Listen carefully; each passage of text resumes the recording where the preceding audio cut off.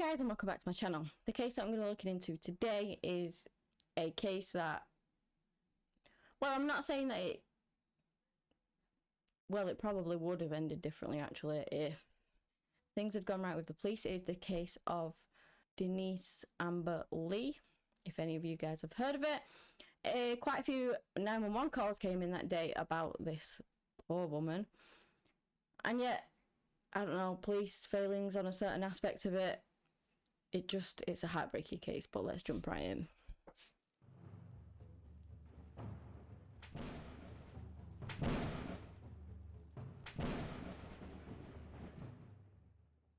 Denise Amber Lee was born on the 6th of August in 1986 to her mum Sue and her dad Rick Goff, and he was a sergeant. He was a police officer, sergeant, whatever, in the other county. Denise was a lovely young woman. She was 21 years old at the time of this case happening. She had her own lovely little family. She was actually married to, like, her childhood sweetheart. I believe they met in high school. He was called Nathan. They'd started their family very young, straight out of school, so it made them grow up very quickly. But Denise loved being a mum. Like, it was the best job for her on the planet. And that's what she would actually do. She would be a stay-at-home mum, whilst Nathan would go out and work to keep the family afloat, because obviously 2 children, it's very expensive to live as well. So they were a bit financially strapped. He ended up working 3 jobs. He worked at this sort of lighting company, picked up bar shifts whenever he could, and also did coached the Little Leagues team in summer just for extra money. But despite their, money troubles, it didn't really faze them. They needed the money to live, okay, but that was about it. Denise loved being a stay-at-home mom, loved her little family, and they were all just so happy. Now, the couple were madly in love with each other. One Valentine's, Nathan actually gave Denise a heart-shaped ring, and it was one of her favourite things. She absolutely loved it, and she never ever took it off. It was like a real symbol of their love.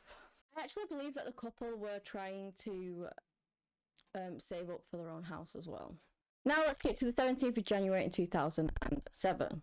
It was a normal day, like any other. Nathan left to go to work like he usually did. Denise was at home with the children. He told her that he would ring her in his break, which he then did. About 11ish, he rang her and they had a little chat, see what she was doing. She was actually cutting the boy's hair outside on the porch. Both her boys were under the age of 2, I believe, as well. So yeah, she was just explaining what she was doing. That she turned the aircon off to save a bit of money, and he suggested, open the windows to let some fresh air in, which she told him that she already had done. They then said their goodbyes, and he said that he would ring her on his way home like he normally did, and would see her later, and that was that. But when Nathan actually finished work, he rang like he said he was going to, and Denise never answered, which was odd. He ended up ringing 8 times, I believe. It was a 25-minute journey home from work. In that time, he rang her 8 times, because it just kept ringing out and nobody picked up. Like I said, she was always at home with the boys, so it was strange. But he wasn't worried by any means. So, well, that was until he actually got home. Because when he got home at about 3:30, he goes up the driveway and he notices that the windows are all shut, which was strange because obviously he'd had the conversation with her before and she told him that she'd opened them all. So why were they now shut? Can't find Denise anywhere, shouting her, calling her, nope, no answer. The windows are not fully latched either, so they just kind of closed too, but not actually latched. He goes upstairs to check, see if she's in the boys' bedroom. I don't know. Anyway, he's looking everywhere for her. And both of the boys are in the same crib asleep, but Denise is nowhere to be found, and apparently she doesn't normally do that. So it was strange, and obviously she is not going to leave the boys in the house alone. So where the heck was she? He still looks around the house, looks everywhere he can think of. He finds Denise's things inside the house, like her mobile and purse and things like that. So obviously at this point he's very worried there's something very wrong with the situation. Where on earth is his wife? So he actually calls the police and reports her missing. After the phone call with the police, he then rings Denise's father, who was of course a sergeant, and he realised that sometimes cases of missing spouses reported by their spouse or the spouse can maybe sort of be delayed or whatever. He wanted to make sure that obviously his daughter was found as soon as possible, because it was just not normal. She was definitely missing. A call would come in. Well, numerous 911 calls came in over the evening. And one would actually be from Denise herself, which is just amazing. What she did on that phone call was amazing. Basically, she told police that she needed help, and that the way she was talking to the dispatch officers as to not alert her kidnapper was that as if she was talking to him. Do you know what I mean? To not let him catch on that she was on the phone to the police. So she would ask him questions that was trying to respond or give answers to the actual dispatcher.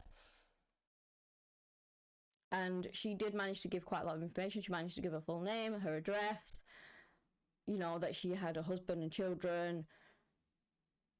Just sort of all of those things to try and desperately seek the help that she wanted. You know, she really needed to get out of this car. She was stuck in this car with this man who had kidnapped her, and she was desperately trying to fight for her life.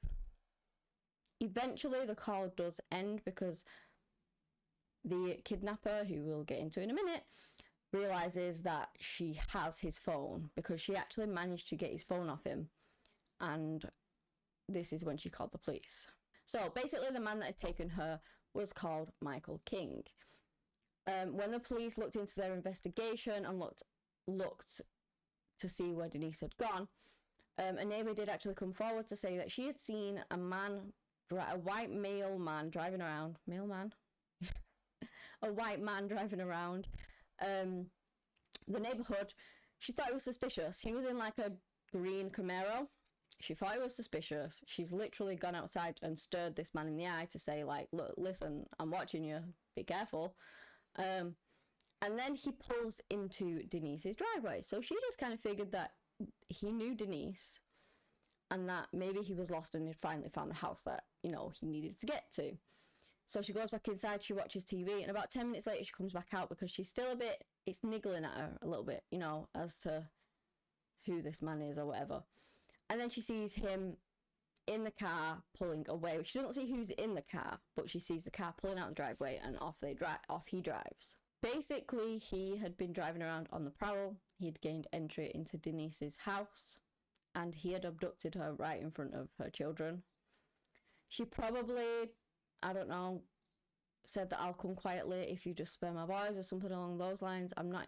We can't be sure, obviously. He then tied her up and put her in his own house in a room which must not be spoken about, where he would sexually assault her.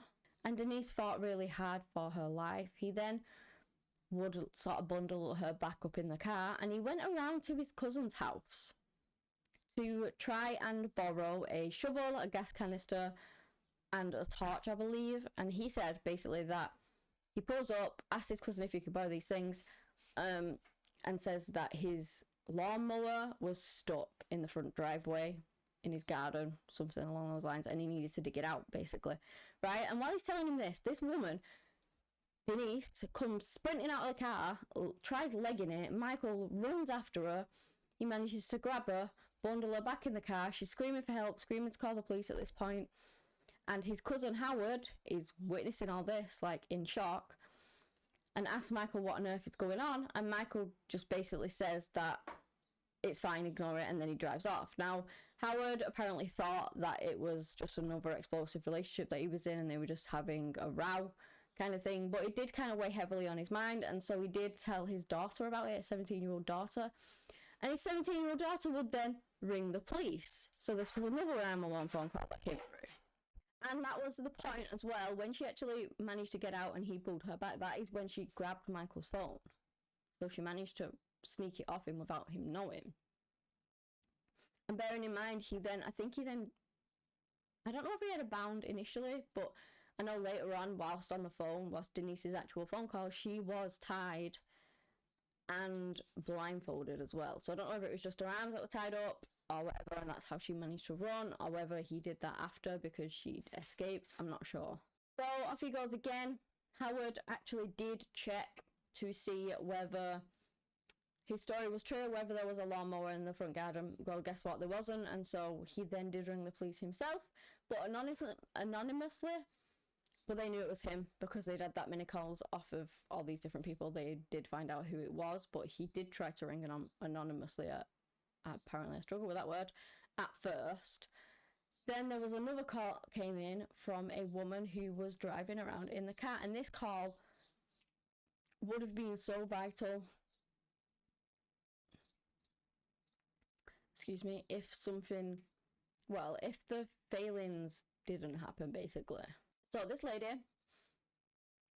she actually called the police and said that she was stopped at a traffic light, and this guy in a green Camaro with like a black bra on the front, he like protects, I don't know what it does, it looks stupid in my opinion, but that's what he had on his car.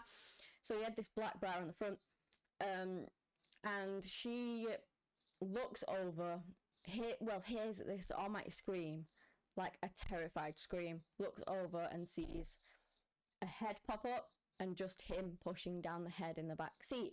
So obviously she's clocked this.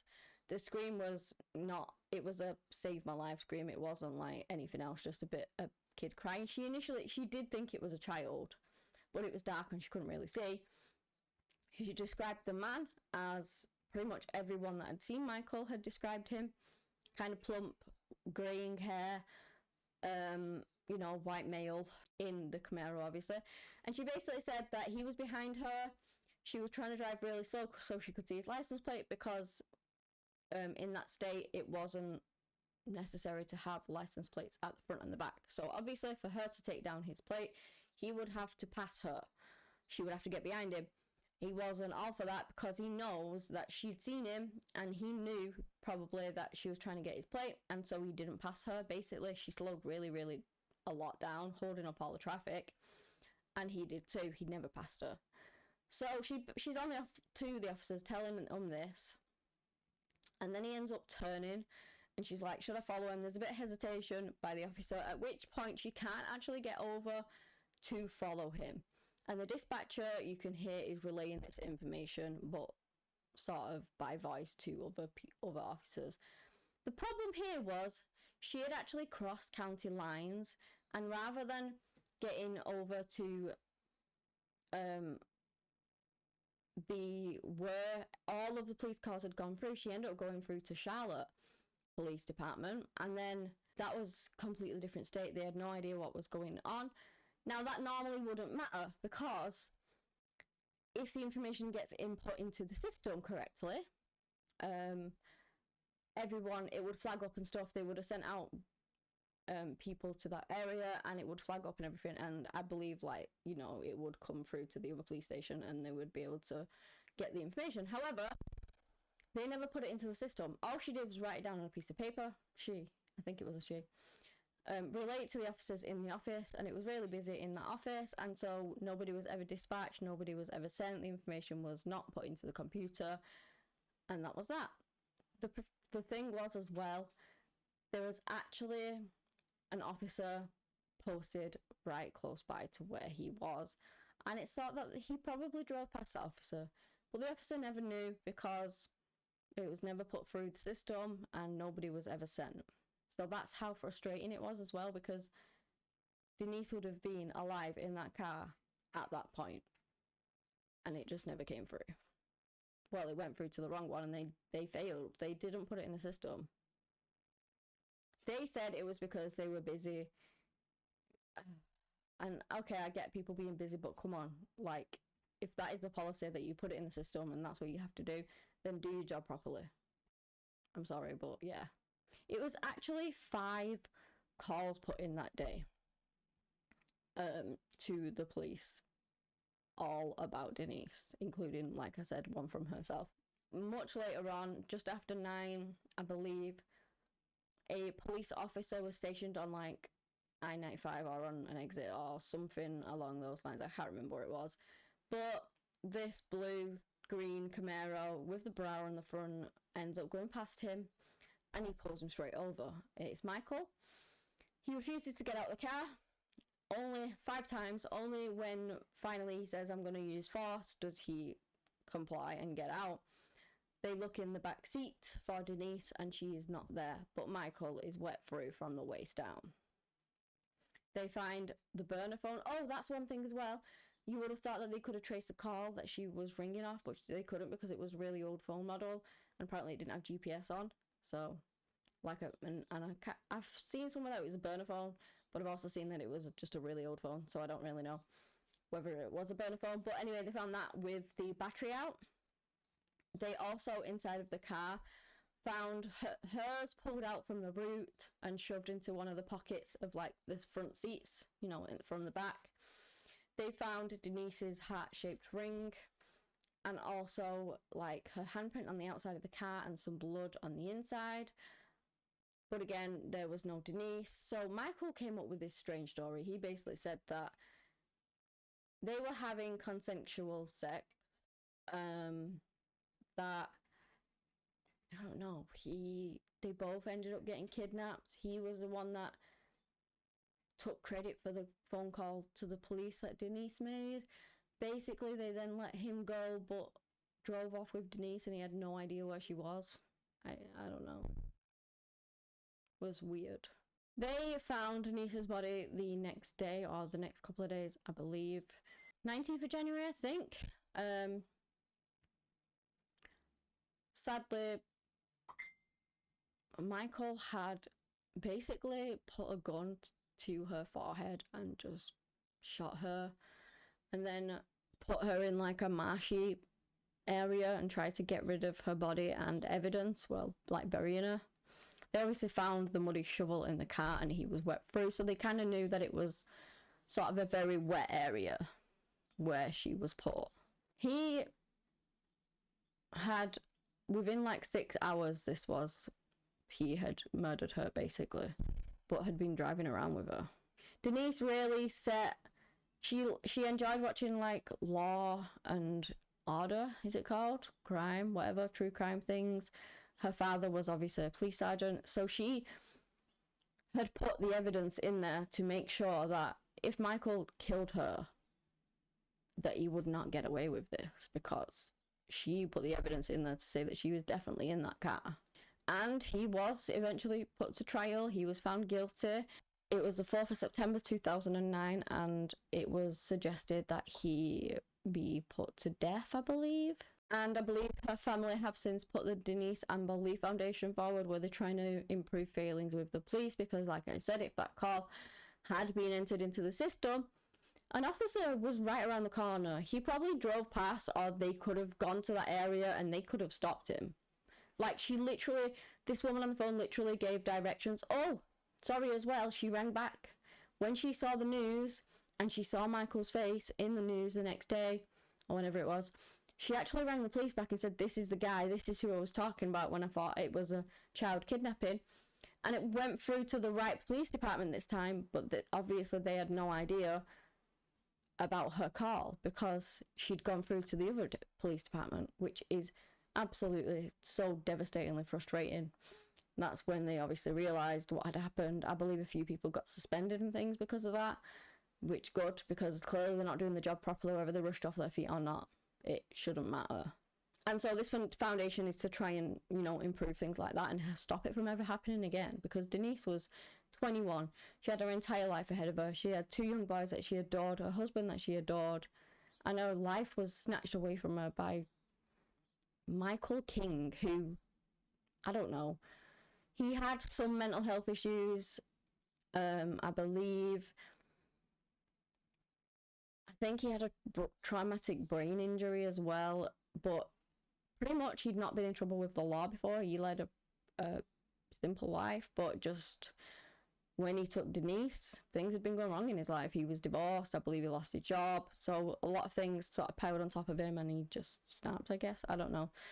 I did read though that he had, like I said, he had a brain injury when he was young, and he took things literally. Like, he watched Texas Chainsaw Massacre and ended up chasing his family around with a chainsaw, stuff like that, but not actually anything with regards to the police or anything like that. So yeah, this case is so sad. I honestly do believe that Denise's life could have been saved if the police were on the ball. Sadly, that wasn't the case, but yeah, that's the end of it. If you guys have enjoyed this video, give me a thumbs up, subscribe to the channel for similar content. Anyway, that's all I have today on the case of Denise Amber Lee. Thank you so much for watching, and until next time, bye.